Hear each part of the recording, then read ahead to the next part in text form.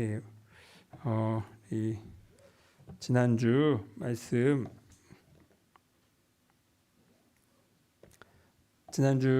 말씀 간단히 우리 나누겠습니다. 지난주에는 밥이 되신 사랑이라는 제목으로 나눴습니다. 그 전주에는 밥 짓는 사랑을 했고, 지난주는 밥이 되신 사랑, 요한복음 6장 말씀으로 나눴죠. 우리가 밥을 차릴 때는 그 밥을 내가 어떻게 할지는 그 각자의 선택이죠. 다양하게 할 수 있어요. 바라보기만 할 수도 있고, 냄새만 맡을 수도 있고, 사진만 찍을 수도 있고, 먹을 수도 있고. 그런데 차리는 사람 입장에서는 일상에서 차리는 사람 입장에서는 목적이 뭘까요? 네, 이 모든 오감을 총동원해서 맛있게 먹기를 바라는 마음으로 밥을 차립니다. 그러니까 밥을 구경하라는 게 아니라 먹으라고 차린다는 거예요. 근데 예수님도 그래서 그 밥을 부활하신 다음에 제자들에게 밥을 차려주셨어요. 그런데 요한복음 6장에서는 예수님은 밥을 차려주시는 것뿐만 아니라 뭐라고 말씀하시냐면, 내가 생명의 떡이다, 빵이다. 그러니 나를 먹어라. 이렇게까지 말씀을 하셨어요. 이런 사람은, 나를 믿는 사람은 영원히 줄이지 않을 거다, 배고프지 않을 거다라는 겁니다. 우리는 먹어도 결국 몇 시간 지나면 다시 배가 고프잖아요. 그래서 제가 자꾸 먹게 돼. 제가 하여튼 고성 와서 살이 확 쪘어요. 다 여러분 덕분입니다. 왜냐하면 그만큼 제가 뭔가 먹는 즐거움이 고성 와서 생겼어요. 이전에는 제가 그런 게 없던 사람인데. 자, 그런데 이렇게 예수님께서 나를 먹어라 라고 하셨는데, 이것이 이제 우리가 이것을 기념하는 게 성찬식이라고도 했습니다. 이것은 이 성찬식이라는 이 상징적 행위를 통해서 나도 내 안에 예수님의 그 살과 피와 정신과 가르침과 그 모든 게 내 세포 하나하나에 녹아들어서 나도 예수님처럼 살겠다. 이게 예수님이 원하신 거고, 우리가 그걸 계속 기억하자는 거예요. 그런데 이제 우리가 신앙생활하면서 예수님에 대해서 머리로는 많이 아는데, 직접 내가 예수님이 되어서 사는 삶에 대해서는 내가 그걸 어떻게 해? 이렇게 일단 발을 빼거나, 아니면 그거는 바벨탑을 쌓는 교만한 행동에 어디 감히 인간이 신이 되려고 해? 이러면서 아예 교리적으로 그거를 먼 나라 이유, 안드로메다의 이야기처럼 우리가 아예 선을 긋고, 나는 죄인이고 나는 부족하고 나는 요 모양 요 꼴로 살다가 그냥 겨우 간신히 은혜 받아서 그래도 지옥은 면하는 수준으로 잘 사는 거야 라는 인식으로, 기독교인으로서 고작 그런 정도의 인식으로 살 때도 많이 있다. 근데 예수님은 그게 아니다. 나를 잡아 먹어라. 이게 예수님의 메시지라는 겁니다. 그래서 우리 하나님과 하나 된다, 이런 표현이 요한복음에 많이 나오고, 그래서 우리 기독교 역사에서도 이거를 직접 실천하고자 했던 대표적인 그 흐름이 있었는데, 그게 바로 수도원 운동이에요. 개신교회는 수도원이 문화가 이렇게 많지 않은데, 한국에서 특히, 근데 있어요. 서양에는 더 많고, 그리고 지금에는 수도원이 이제 좀 더, 요즘 같은 시대는 더 다양한 형태로 또 지속되고 있어요. 결국 그런데 그 수도원의 수도원마다 신학이 좀 다르기도 하지만, 대표적인 건 이거예요. 하나님과 하나 된 그 상태, 그 지복의 상태, 그 기쁨과 그 완전 환희와 그 나뉠 수 없는 상태, 이걸 엑스타시라고 하거든요. 이 상태에 대한 이 기쁨이 수도원이에요. 뭐 여러분 무슨 영화에서 보듯이 뭔가 큰 삶의 어려움을 당한 다음에 에이, 속세를 떠나야지 하고 머리 깎고 중이 된다, 이런 식으로 수도자가 되는 게 아니에요. 세상이 더러워서 피해서 수도자가 되는 게 아니에요. 세상의 그 많은 즐거움에 비할 수 없는 즐거움이 거기에, 떡고물이 거기에 있으니까, 그래서 수도원으로 가는 거예요. 그리고 어렴풋이 알 듯 말 듯 하죠. 내가 지금 누리는 즐거움보다 더 즐거운 게 있다고? 그게 바로 하나님과의 합의 일이에요. 그리고 그 말씀을, 지난주에 이 말씀을, 그래서 내가 밥이 되어서 내가 너희한테 주니까 나를 잡아 먹어서 너도 나처럼 되라.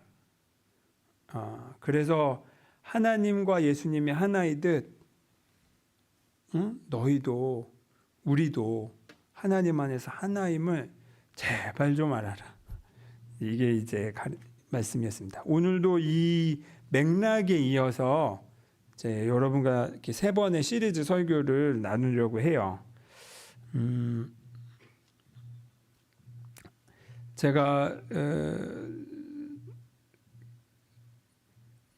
신앙생활하면서 특히 신학 공부를 하고 나서 내 자신을 이렇게 객관적으로 자꾸 들여다보면서 굉장히 괴로웠던 게 뭐냐면, 내가 위선적이구나, 이거를 자꾸 직면할 때였어요. 내 말과 행동이 따로 놀아. 제가 그래도 모태신앙이니까 교회밥을 많이 먹다 보니까 이게 또 주워 듣는 게 많고, 또 성격상 성실하진 못한데 모범생인 척 하려고 너무 굉장히 노력을 많이 해서, 그래서 교회에선 이래야 된다 저래야 된다 이런 게 많았어요. 근데 정작 내 자신이 그렇게 사는가에 있어서는 이게 이런 질문을 나에게 하기가 싫었어. 왜냐하면 마음이 불편해지니까. 내가 겉과 속이 다르니까. 겉과 속이 다른 나 자신을 마주하는 거는 굉장히 괴로운 일이에요. 그래서 자꾸 모른 채 하잖아요, 우리가. 근데 이게 이제 기독교의 많은 큰 우리가 이제 중점적으로 생각해야 되는, 중요하게 생각해야 되는 신앙의 어떤 핵심이에요. 예수님의 말씀에 대해서만 떠들고 있지 말고, 아까 말씀 예수님이 되어라, 예수님이라는 밥을 먹어서 너가 되어라 라는 것처럼 내가 예수님으로서 사는 거, 이게 이제 이걸 하냐 못하냐가 굉장히 중요해요. 결국 이거를 하지 않는 사람들이 교묘하게 자기 자신도 속이면서 말로만 예수님처럼 이렇게 산다고 하는 게 성경에, 그러니까 하나님의 말씀의 율법대로 산다고 말로만 하는 사람들이 누구냐면 바리새파 사람들인 거죠. 예수님도 유독 싸움이 붙어도 그런 사람들과만 싸우셨다. 율법을 못 지키는 사람을 나무라신 게 아니라 율법을 지키라고 가르치는데 본인의 그 속에는 그 교만과 그 잘못된 마음들이 가득한 것을 오히려 지적하셨다. 그래서 우리 이현주 목사님 같은 분들, 그래서 여러 목사님들이 10몇 년 전에 예수 살기 운동이라는 캠페인을 이제 벌인 적이 있어요. 아예 예수 살기, 아주 직관적으로 확 다가오죠. 내가 예수님처럼 살겠다. 완벽하지 않아도 늘 그것을 지향하며 살겠다. 이런 운동이죠. 그런데 여러분, 예수로 산다는 게 구체적으로 어떻게 하는 걸까? 이것도 아마 약간 강조점을 어디에 두냐에 따라 말이 다 다양할 수 있어요. 그런데 저는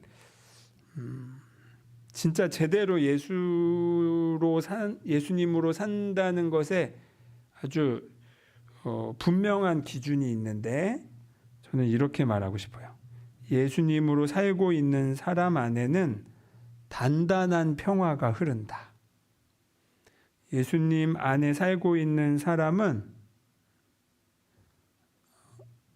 단단하기 때문에 동시에 유연하다. 말이 모순되죠. 단단한데 유연하대요. 근데 이렇게 설명은 못하겠지만 그래 뭐 이런 어떤 직감이 오지 않으세요? 네.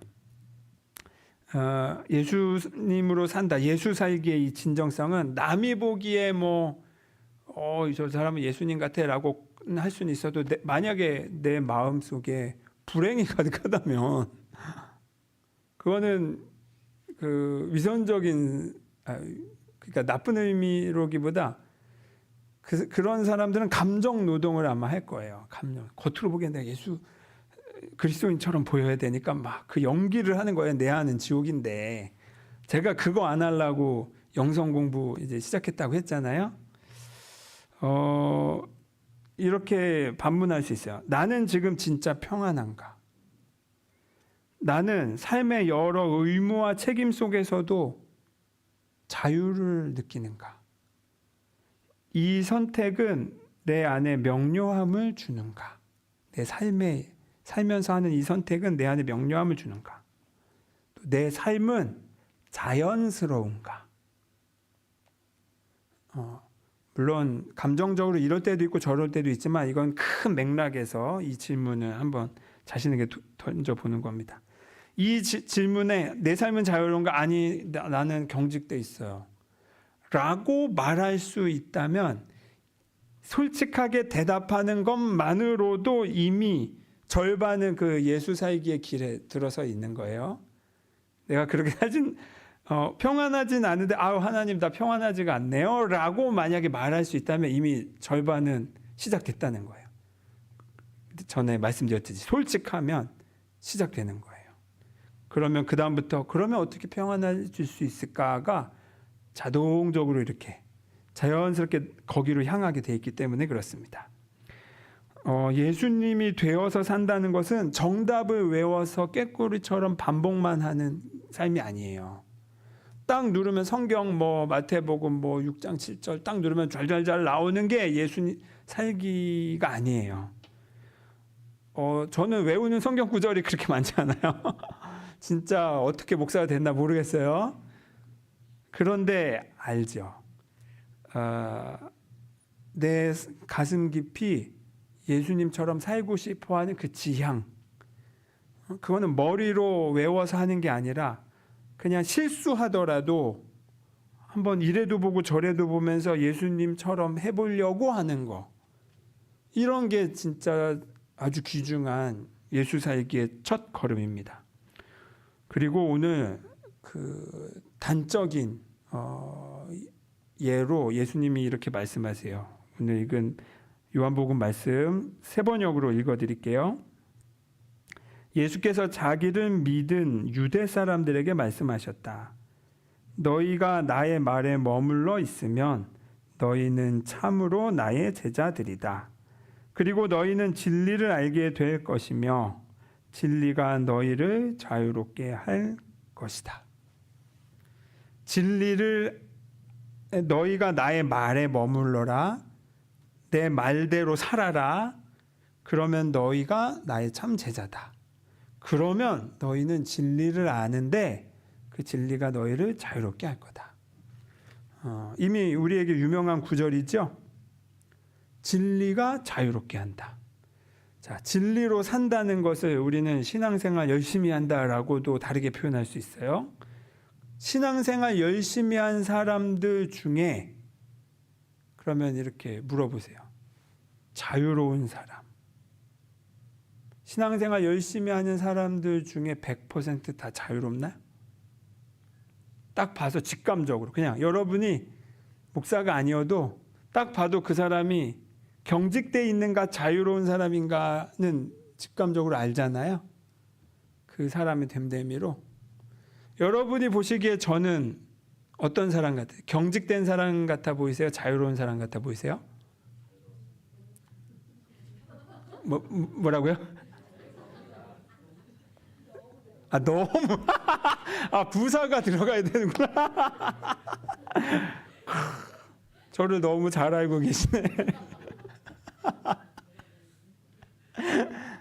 맞아요. 그런데 저는 한때 굉장히 경직된 사람이었어요. 이 경직됐다라는 거는 여러 가지 의미가 있어요.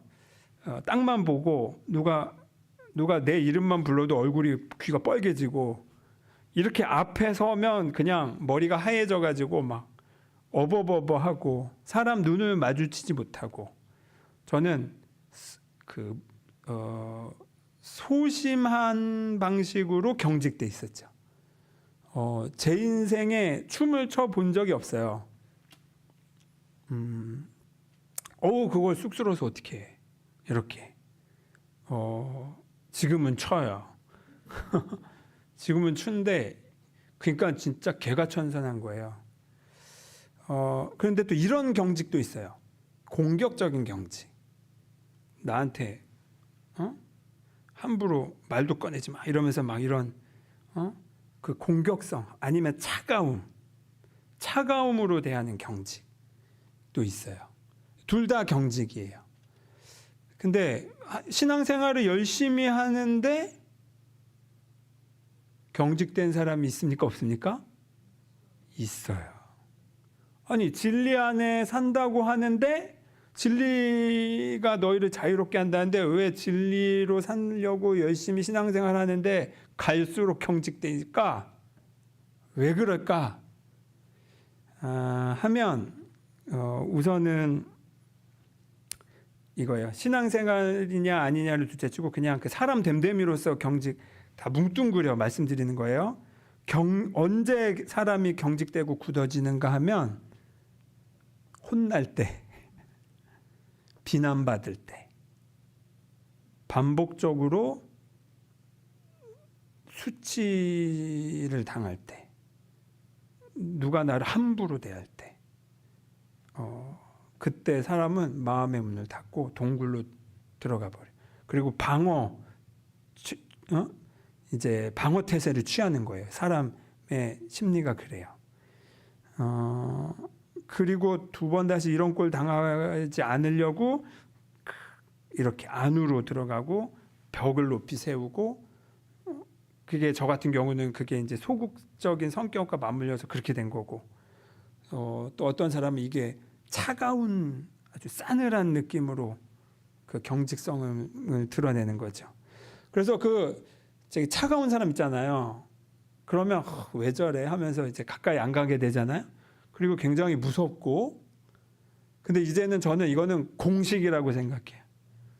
차갑게 대하는 사람은 저는 이제는 그 사람을 부담스럽게 여기기보다, 물론 함부로 말은 안 걸지만, 저 사람은 지금 상처가 깊은 사람이구나. 그리고 한두 번이 아니라 너무 많은 반복된 상처 때문에 저렇게까지 문을 닫았구나 라고 저는 이제 아예 공식으로 저는 이렇게 생각해요.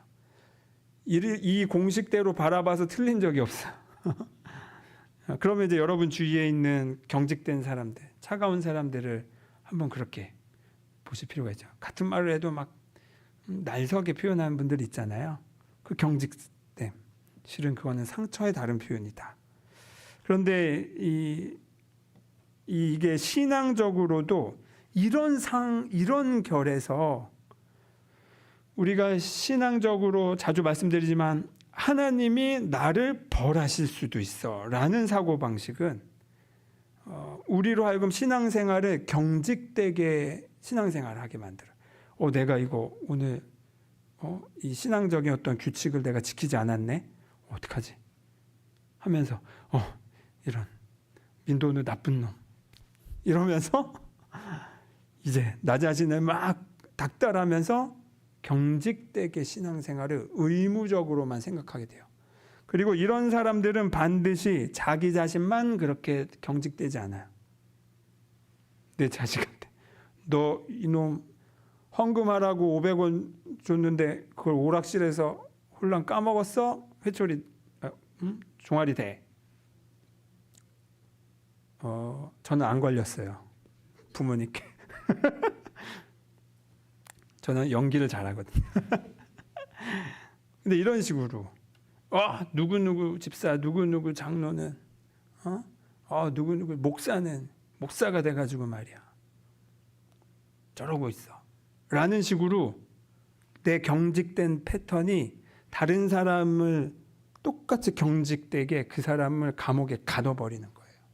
그렇게 해서 열심히 한 신앙생활이 겉으로 보기에는 그럴듯해 보이죠. 속은 다 감옥에 갇혀 있는데. 그리고 요렇게 신앙생활을 한 게 누구냐? 바리새파 사람들이. 그리고 지금도 많은 기독교인들이, 예수님은 바리새파와 그렇게도 싸웠는데 많은 기독교인들이 경직된 감옥 안에 갇혀서 신앙생활을 하고 있어요. 정말 신앙생활을 안 하느니 못한, 안 한 것보다 더 못한 상태로 갇혀 있어요. 차라리 그 규범이, 신앙적 규범이 없으면 자유롭기라도 하지. 뭐 자기 욕망대로 사느라 또 막 살겠지만, 막 살 수도 있지만 모두가 그런 건 아니니까. 중요한 건 신앙의 규범들이 사람을 가둬버리면 안 된다는 거예요. 이거는 진리를 오해하는 것을 넘어서 진리를 모독한다라고 생각해요. 왜냐하면 진짜 진리는 자유롭게 하거든요. 그래서 이 경직된 나의 패턴, 일상에서든 신앙생활에서든 내가 자꾸 경직되게 무언가를 한다고 할 때는 반드시 내 주위에도 그 경직을 전염시킨다. 그렇기 때문에 깨어 있어야 된다. 우선은 내 자신이 깨어 있어야 된다라는 겁니다. 그런데 여러분, 아니 진리라고 하면 그것은 우리가 또 이미지가 기준이잖아요. 기준. 이 세상, 이 모든 가치관의 기준을 변하지 않고 언제든 꺼내어서 확인해 보여서 여기가 이제 기준이구나를 확인하는 게 진리예요. 그러니까 진리는 변하지 않아. 그래서 변하지 않기 때문에 진리는 단단하다라고도 표현해요. 자, 아까 말씀드렸죠. 근데 단단한데 어떻게 유연할 수가 있지? 자유롭다라는 건 유연하다는 건데 어떻게 진리에 그 변하지 않는데 자유롭다라는 건 자기 마음대로 할 수 있다는 건데 이게 지금 두 가치관이 부딪히잖아요. 진리와 자유가. 자, 요거를 이제 명확히 할 필요가 있어요. 단단함, 애써 제가 그냥 구분하자면 단단함과 경직은 다르다라고 말하고 싶어요. 진리는 단단하지만 경직되어 있지는 않다. 단단하다라는 걸 이렇게 비유하고 싶습니다.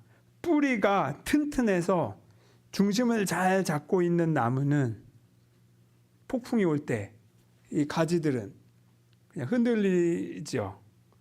흔들려요. 그런데 뽑히지는 않아. 왜? 뿌리가 단단하기 때문에. 만약에 그 나무가 그 가지 끝까지 하나도 흔들리지 않고 딱 돼 있다고 한다면 어떻게 될까요? 강한 힘이 들어왔을 때 부러져요. 부러져.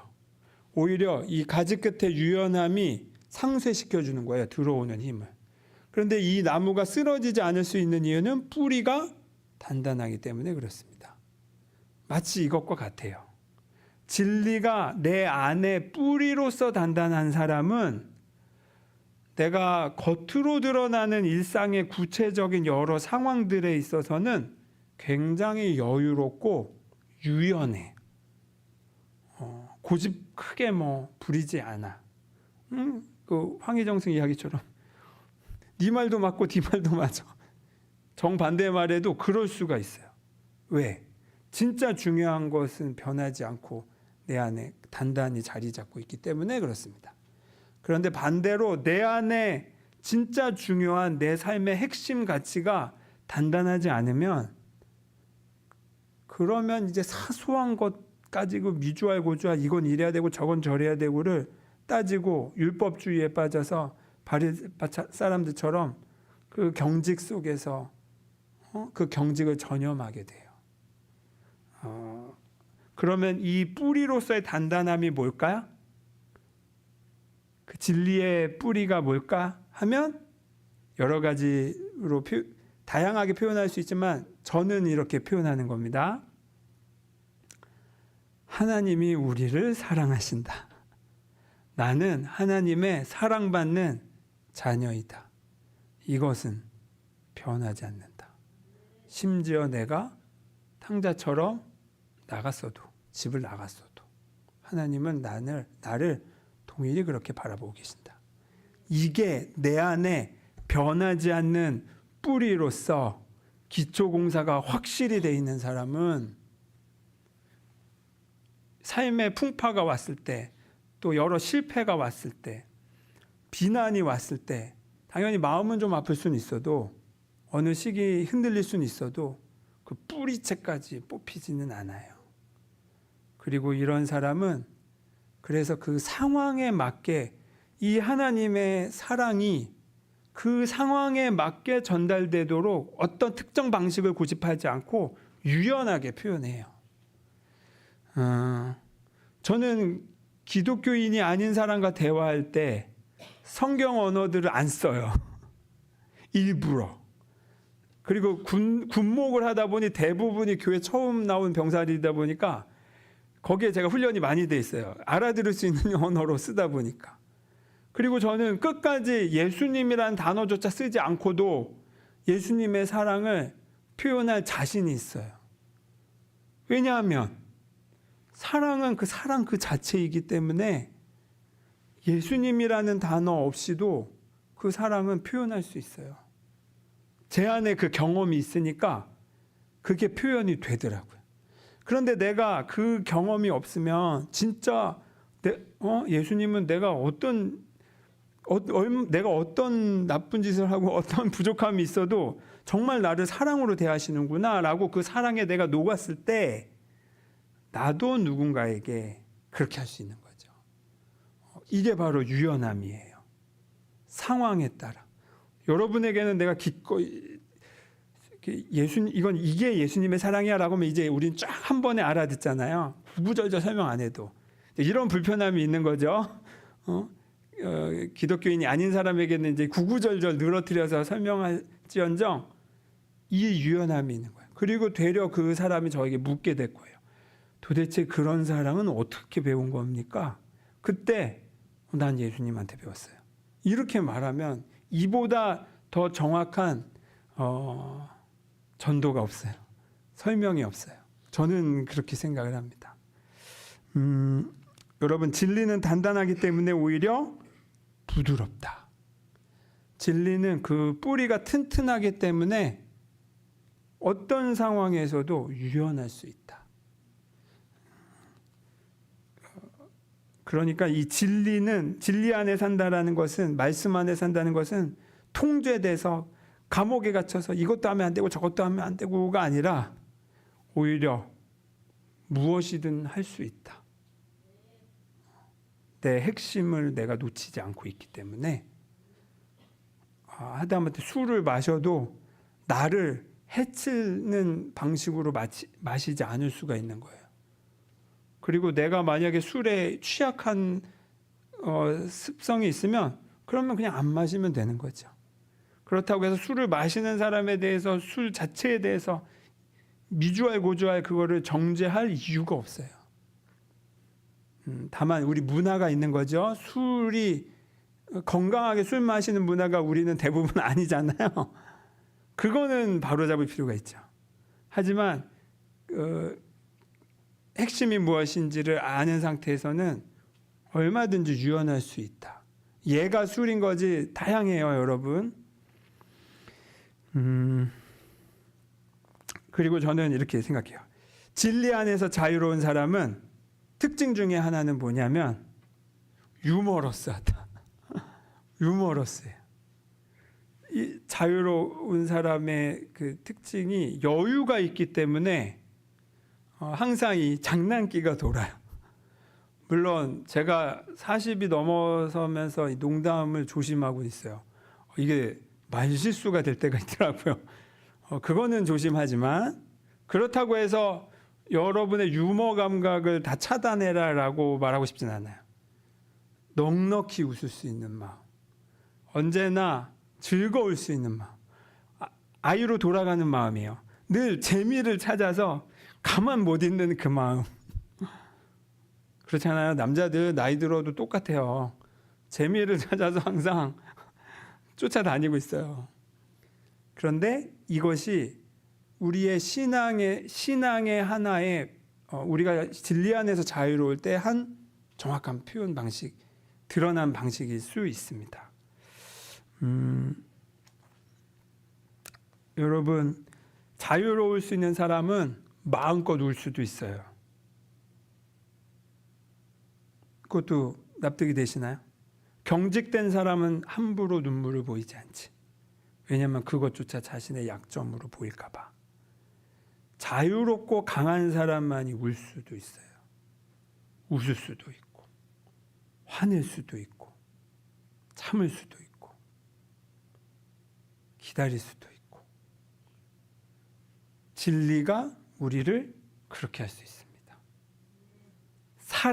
내가 사랑받는다라는 그 안전함을 느낄 때만 울 수도 있고 웃을 수도 있는 거예요. 그러면 진리가 단단하면서도 유연한 게 맞죠. 바로 이겁니다. 진리는 우리 뿌리로서 단단히 자리 잡을 필요가 있어요. 그리고 그것을 위해 우리가 감사 나누기도 하고, 우리가 사랑받고 있음을 기억하려고 기도도 하고, 또 서로를 향해 응답도 하고, 이 예배도 드리는 거예요. 이제 이 경직에서 자유로라는 이름으로 여러분과 이야기를 앞으로 더 나누려고 해요. 오늘은 그 여는 말씀으로 우리의 굳어진 마음이 진리 앞에서 풀어질 수 있는데 왜 그러냐 하면 그 진리가 바로 사랑이기 때문에, 안전하기 때문에 그렇습니다. 여러분의 나 개인의 아마 특징이 있을 거예요. 나는 어떤 두려움 때문에 마음이 굳어졌을까? 내가 살아오면서. 그리고 나의 신앙생활은 나에게 쉼을 주는가, 이완을 주는가, 아니면 긴장을 주는가?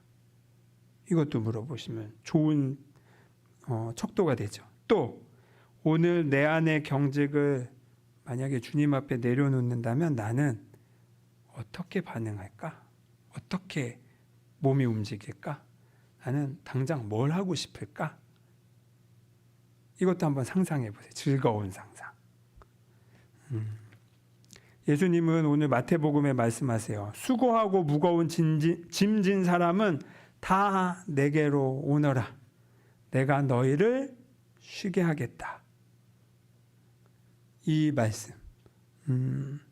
이 말씀은 단순한 위로가 아니라 우리의 나도 모르게 경직되어 있는 그 차가움, 그 딱딱함, 그 누군가를 향한 공격성, 아니면 안으로 숨어 들어가고 싶어하는 그 회피성, 이것을 녹아내리게 하는 예수님의 따뜻한 손이구나, 어루만져 주시는 온기구나 라고 저에게 다가왔어요.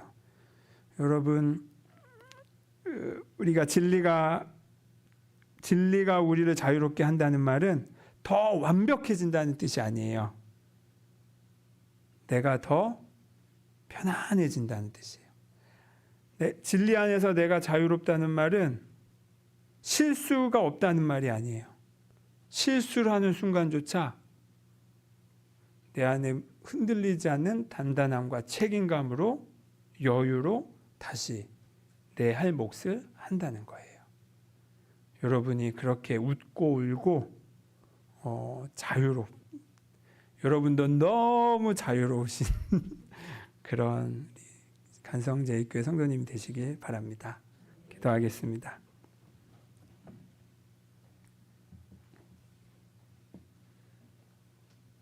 주님, 우리를 부르셔서 우리의 무거운 짐을 내리게 하시는 주님의 그 부름에 비로소 막혔던 큰 숨이 내쉬어집니다. 비로소 자리에 앉아 내 아픈 두 다리를 두드리며 풀게 됩니다. 드디어 하나님의 그 사랑 안에서 내가 안전하다는 것을 받아들일 수 있게 됩니다. 주님, 이 사랑의 진리 안에서 우리가 단단히 뿌리 내림으로써 우리의 여러 가지 다양한 상황들 속에서 유연하고 여유롭고 자유로운 신앙인으로 그리스도의 제자로 살아가게 하옵소서. 예수 그리스도의 이름으로 기도드립니다. 아멘.